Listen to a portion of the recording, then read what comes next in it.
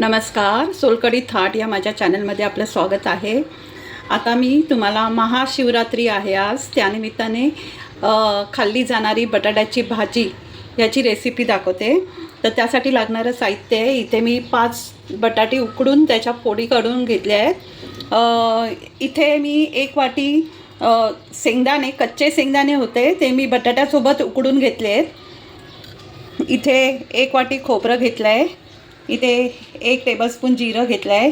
इथे 5 ते 6 हिरव्या मिरच्या घेतल्या आहेत। इथे मी मीठ घेतलं आहे आणि इथे फोडणीसाठी तूप। तर मी आता प्रथम खोबरं, जिरं आणि मिरची यांचं वाटण करून घेते।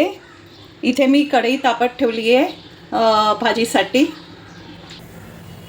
प्रथम मी कढईमध्ये थोडं तेल, 1 चमचा तेल आणि 1 चमचा तूप टाकून घेतलं। ते गरम झाल्यावर मी त्यामध्ये हे जे मिरची, खोबरं आणि जिरं यांचं वाटण केलं आहे ते परतून घेते।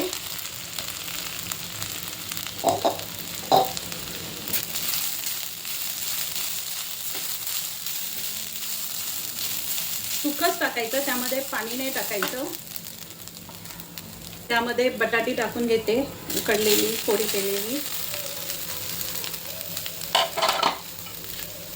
शेंगदाणे टाकून घेते।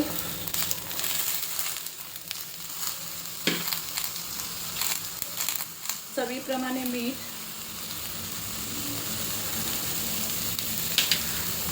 चांगलं परतून घ्यायचं। ते वाटण संपूर्ण भाजीला लागलं पाहिजे।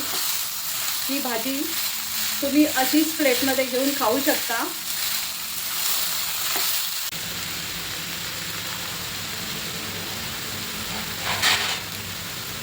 1 मिनिट झाकण ठेवून द्यायचं।